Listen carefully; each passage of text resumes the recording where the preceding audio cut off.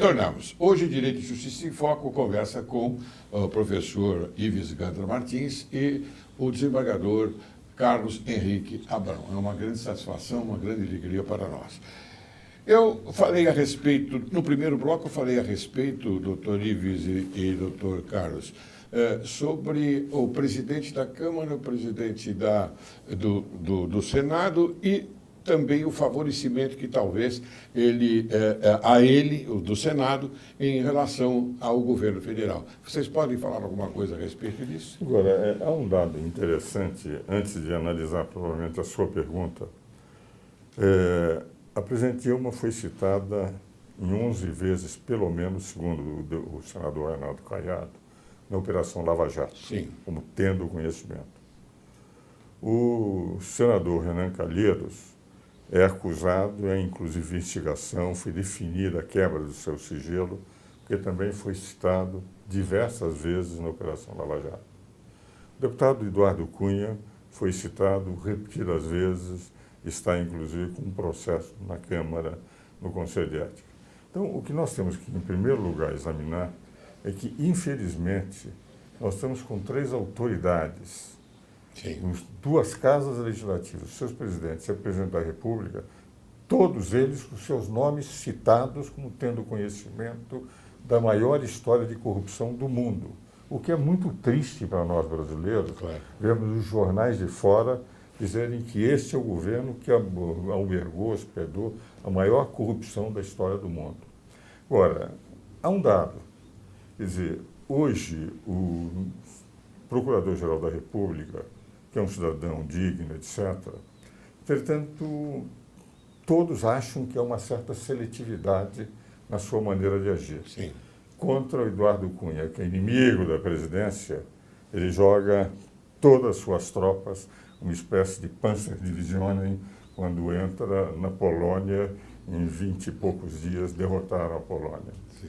Contra o senador Renan, que é amigo da presidência, que foi citado na mesma, a sua carga é mais ligeira, não é uma carga, entende? O que faz com que o povo, eu não estou dizendo que eu penso dessa forma, porque eu sei da dignidade do procurador, mas há uma sensação que paira no ar de que, efetivamente, ele está sendo seletivo. Por um lado, o que nós temos é o seguinte, o povo também considera que foram 8 ministros indicados pelo lulopetismo nesses 12 anos. Ministros são muito bons, eu tenho livros escritos com muitos deles. 2 deles tiveram votos excepcionais, Sim, como sim. o caso do ministro Fachin, Sim. como o caso do ministro Toffoli, que eu, também. desde o primeiro dia, quando ele foi indicado, fui um dos únicos que apoiou a sua indicação, pela sua coragem de dizer que a lei de anistia não podia ser revogada contra a opinião do presidente da República, verdade. sendo advogado-geral da União. Tenho uma grande admiração pelo Toffoli, o Fachin é meu confrade em 2 academias, na Brasileira de Direito Jurídico e na Brasileira de Direito Constitucional. Agora, os outros são grandes ministros, e a mim me causou uma grande impressão, nesse momento em que o Supremo deveria dizer o processo é político, tem que ser decidido pela Câmara. Claro. Ter interferido diretamente no regimento interno da Câmara, a meu ver, de forma indevida, porque ele não é legislador positivo, é legislador negativo. A Câmara poderia, para zelar pelo seu poder normativo, até não aceitar a decisão do Supremo, se o Supremo resolvesse interferir, recorrer às Forças Armadas com base no artigo 142. O artigo 49, inciso 11, é claríssimo na Constituição. O Congresso Nacional tem que zelar pela sua competência normativa. É do Congresso Nacional, não é do Supremo. O Congresso é eleito por 140 milhões de brasileiros. O Supremo é eleito por um homem só, o presidente da República. Há uma diferença. E cabe às Forças Armadas, se houver um conflito entre poderes, só restabelecer a lei e a ordem, a pedido de qualquer poder que se sinta atingido pela invasão da sua competência de atribuições. Então, dentro dessa linha, a sua pergunta me faz o seguinte: eu estou convencido que não houve, que eles decidiram, da minha maneira de ver, inequivocamente, de uma forma incorreta, invadiram competências da União, amesquinharam a Câmara dos Deputados, tornaram uma casa inferior em relação ao Senado. O Senado passou não mais só a julgar o presidente, mas julgar a própria Câmara, e não poderia ter sido mais infeliz a decisão.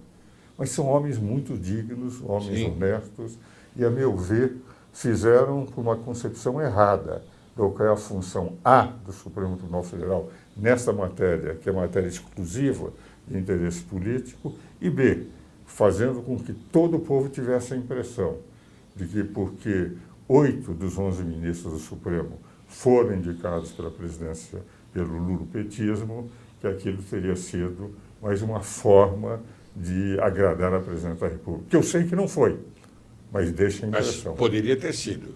Eu não acredito, porque eu os conheço. Eu tenho livros escritos com quase todos, entende?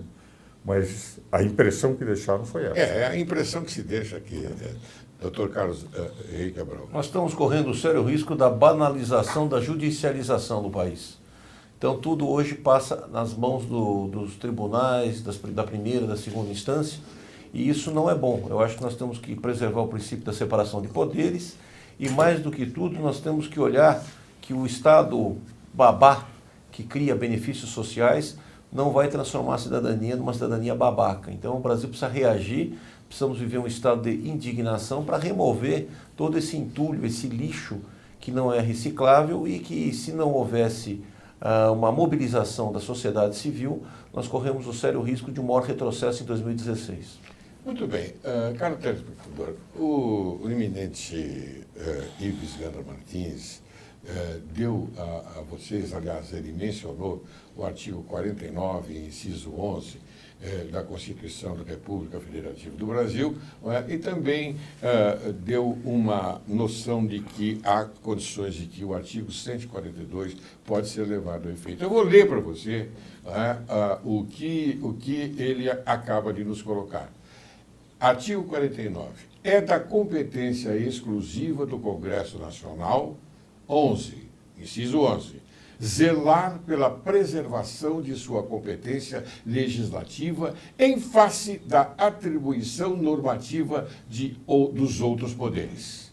Artigo 142. As Forças Armadas, constituídas pela Marinha, pelo Exército e pela Aeronáutica, são instituições nacionais permanentes e regulares, organizadas com base na hierarquia e na disciplina, sob a autoridade suprema do Presidente da República e destinam-se à defesa da pátria, à garantia dos poderes constitucionais e, por iniciativa de qualquer destes, da lei e da ordem. É isso, professor? Exatamente.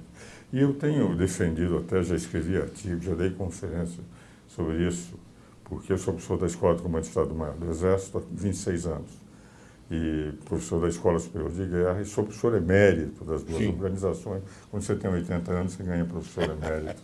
Não, é por mérito mesmo, é por mérito. E a verdade é a seguinte: no momento em que um dos poderes for o executivo que esteja em questão, eu já tenho dito, porque ele pode ser o elemento que esteja perturbando a ordem, quem vai dirimir não é mais a Presidente da República, porque ela está em questão. Sim. Quem passa a restabelecer a lei e a ordem são os comandantes militares. Eu mostro o seguinte: enquanto ela não estiver em questão, não há problema. Mas se ela estiver em questão, ou o presidente estiver em questão, são os comandantes que assumem. E há artigos meus publicados nesse sentido, palestras dadas, em livros inclusive do Superior Tribunal Militar, em que diversos juristas têm aceito a minha tese. Aliás, um falecido, que você se lembra, foi meu colega de turma, o Odisseu Amaral dos Santos, filho do Moacir Amaral dos Santos. Sim. Ele dizia que todo o título 5º da Constituição, Estado de Defesa, Estado de Sítio, Forças Armadas e Segurança Pública, é o chamado regime constitucional das crises. É um título que foi colocado na Constituição para preservar o regime democrático, permitindo que nas crises em que as instituições possam estar em jogo, possam as Forças Armadas reestabelecer para que continue a democracia como é. nunca mais para assumir o poder, Sim. mas apenas para restabelecer, dando às instituições Claro. o direito de continuar. Sim, eu vou agora fazer uma colocação, me perdoem, eu quero provocar, porque a realidade está aí. Nós enxergamos e vemos coisas que não nos agradam. Como é que as Forças Armadas poderiam tomar essa decisão se o ministro da Defesa é um comunista, me perdoe a adjetivação, de carteirinha? Ele manda nas Forças Armadas. Não, mas veja o seguinte, pela minha interpretação, se estiver em jogo a presidência, quem vai equacionar o problema são os comandantes. Comandantes. Não são mais, porque o ministro da Defesa é apenas um órgão, é comandado da presidência da República. Então, na prática, como o Poder Executivo está em xeque, seriam os comandantes. Tese essa que muitos constitucionalistas têm defendido. Apesar de estar na Constituição, o que demonstra que o nosso Constituinte pensou bem em equacionar os problemas, se houver uma crise institucional séria, eu não acho que nem o presidente da Câmara, nem o presidente do Senado terão coragem de aplicar o 49, inciso 11. Isso é realmente muito patriotismo, muita coragem para que diga o Supremo Tribunal Federal, o Poder Supremo é extremamente importante. Tem pessoas do mais alto nível, mas tem que se ater às suas funções de legislador negativo e jamais de legislador positivo. O que você acha, Carlos? Eu iria até um pouco mais longe dizendo o seguinte, essas crises de confiança, de credibilidade, refletem no país como um todo, na falta de investimento e no desaparecimento de interessados em aplicar seus recursos financeiros do país. Eu acho que não seria um despropósito sustentar uma renúncia coletiva, porque se na Câmara existem suspeitas, no Senado existem suspeitas, no Executivo também, nós precisaríamos partir de uma renúncia coletiva e talvez antecipar umas eleições para o Brasil, e com uma mini-reforma constitucional e tornar o sistema recall ou o parlamentarismo ou o semiparlamentarismo. Sim. Porque essa crise de hoje é uma crise jamais vivida em toda a história do país. Aliás, o professor Ives já falou em parlamentarismo, né? Não, eu sou parlamentarista. Então, eu presidi já o exaltou a Partido necessidade. Parlamentarista de 1962 a 64, que era o PL do Pila, do Brossard, do Mangabeira, do Jafar Marinho, Mendes Sá, do Brito Velho. Só tínhamos grandes expressões dentro do partido. E o exemplo recente da Espanha, acabando com o bipartidarismo, é uma situação muito clara disso.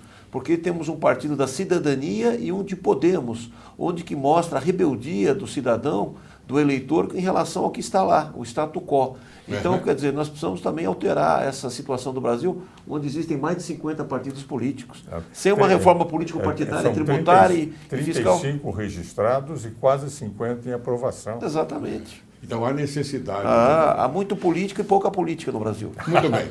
Aliás, a expressão é muito boa. Há muitos políticos e pouca política, com P maiúsculo no Brasil. Percebe, telespectador? Olha só o conteúdo maravilhoso que Direito e Justiça em Foco está levando para você através destes nobres juristas, não é, que comandam intelectualmente uma devoção à pátria. Olha que coisa linda. Eu vou continuar fazendo uma seguinte pergunta, professor Ives. O Brasil vive uma tempestade perfeita em todos os setores e uma disfunção institucional entre os poderes, então? Não, nós estamos vivendo isso. Porque, né? na prática, nós estamos com um protagonismo do Supremo Tribunal Federal que a Constituição não lhe deu. Nós estamos com um poder legislativo desfigurado. Nós estamos vendo que, por exemplo, quando o Supremo declara, quando houve uma eleição de uma chapa com 279 contra 191, que os 279 não valem nada, porque quem tem que escrever o regimento não é a Câmara dos Deputados, mas o Supremo. A Câmara não escreve o regimento interno do Supremo, mas o Supremo escreve o regimento interno da Câmara. É uma capta de minúcia, então. Uma capta de minúcia, quer Claro. dizer, um protagonismo absolutamente inadmissível.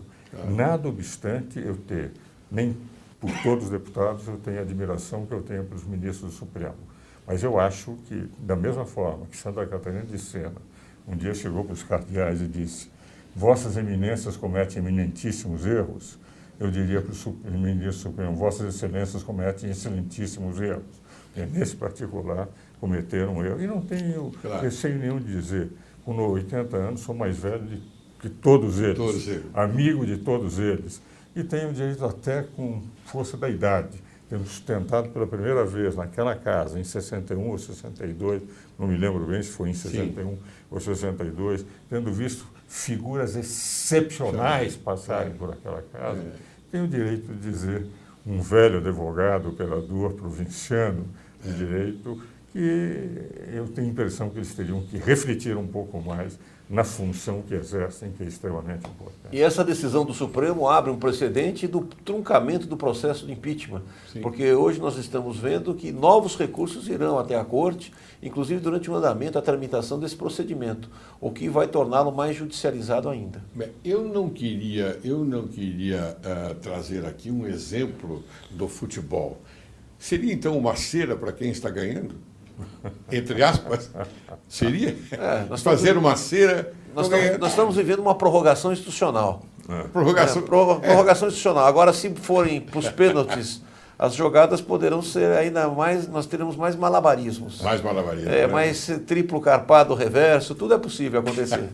Muito bem, me diga uma coisa, o federalismo brasileiro está em crise, haveria alguma alternativa para redesenhar o modelo? Essa que você deu do 49 e do 142? Eu tenho a impressão que nós temos os mecanismos, mas eu também estou convencido que o presidencialismo é o sistema da irresponsabilidade a prazo certo.